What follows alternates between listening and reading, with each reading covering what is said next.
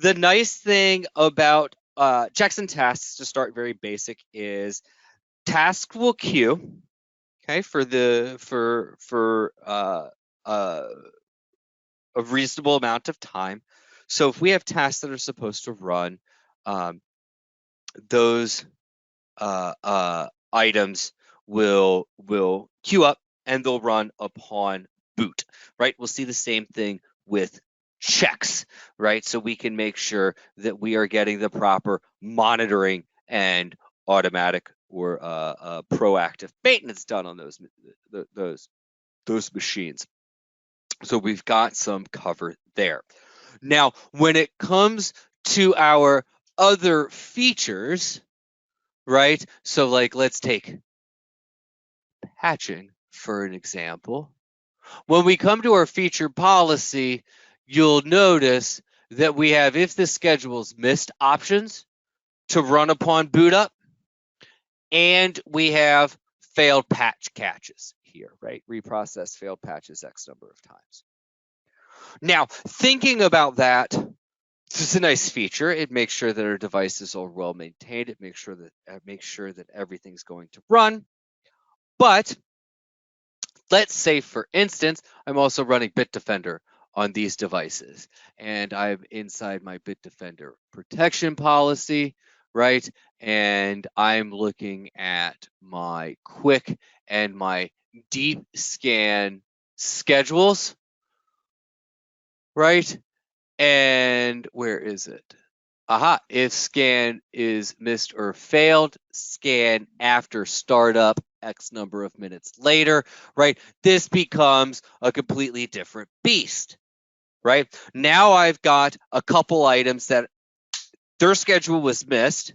I now have to stagger them, right? Which can be very, very finicky, right? Especially when, think about, now we're going to add backup to that, right? Because backup has the ability to run on boot if schedule missed, right?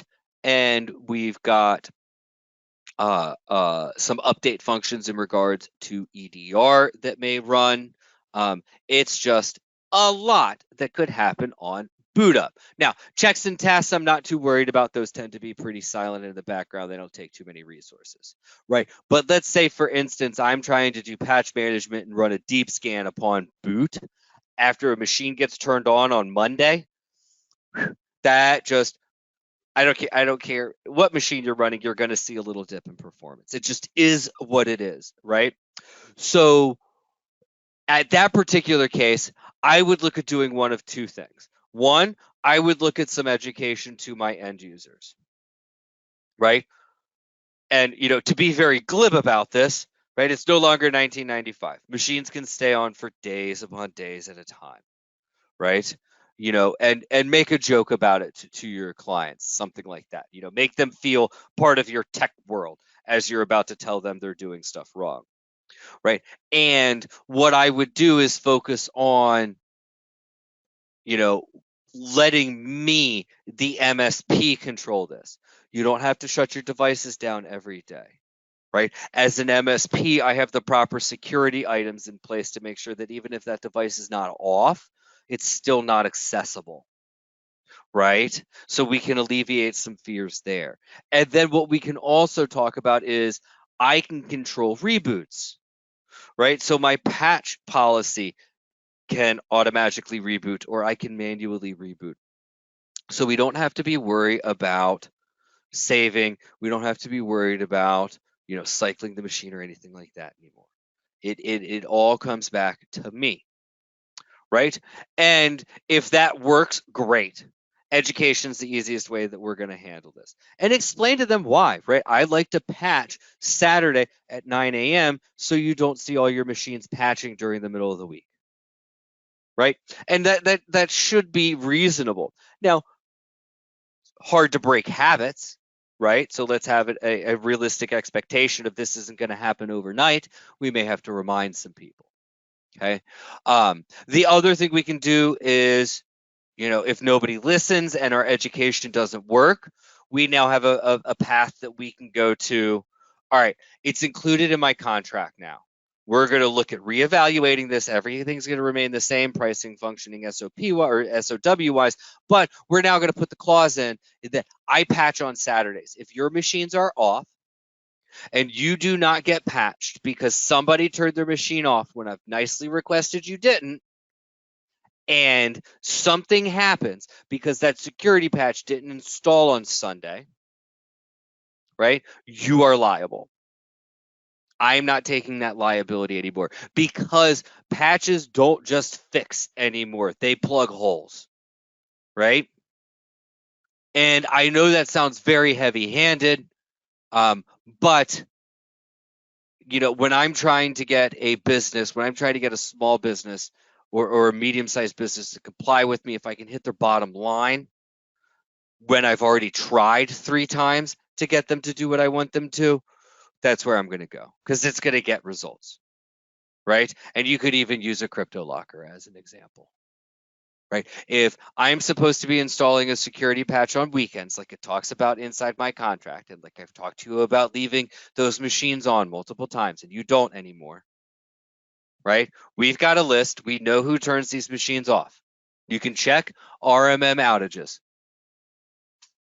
right? Directly in here. When was the machine offline? If I come in and I see Jason's machine was offline Friday, Saturday, and Sunday, and Monday he gets a crypto locker, that's not on me. That's you, right? Which, again, I hate to be heavy-handed, but this is a common pet peeve for MSPs. The second branch we have to this, though, quite less heavy-handed, is patch during lunchtime. Run your AV scans during lunchtime, right? Do everything around their schedule. And we're still going to have a conversation with our end user here, right? But this one becomes a little bit less threatening, a little bit less contractual, right? And it just becomes more of a reminder, right? We've educated about not turning these machines off. They still keep getting turned off. You are preventing me from finishing my contractual obligation. So what I'm going to do is I'm going to shift my patch and my AV scan time, right? And what that's going to do is from 12 to 1 every day, you're going to see a little bit of a drop in resources, right? You're going to see a little bit of lag because I'm going to be using a large amount of resources across your network to patch, to run my AV scans, right? To perform my backups, right? Because you're not listening to my best practices, I've got to do this at this time, right? And, being that we're MSPs, right? What are we really selling, right? And if you've been to one of my operational efficiency calls, you've heard this ad nauseum, so I'm very sorry, but I don't think an MSP sells software and services. I think an MSP sells peace of mind and productivity, right? And when I'm having this second conversation of I'm patching at noon, what I'm also hitting on is this is why you buy my services. You are putting a kink in my chain from doing my best, right? And at that point, that is, those are the 2 paths I've taken, right? Once either of those paths or both of those paths don't work, the final step I have is document, document, document, document, right? The RMM helps us with all this documentation. I was OCD. I put it inside a Word doc as well. And when I would go to my clients once a quarter or once a month, depending on what tier they were paying for, to do my business review, right? If it was a problem client like what we're mentioning here, I would end the business review with 20 machines did not get patches because you didn't listen to X, Y, and Z. And I would hand out the list of the machines. I would have a list of the patches with them, right? And just like a 5th grader getting in trouble at school, you have to sign this paperwork saying, I understand what happened, right? And try and absolve myself of some of this.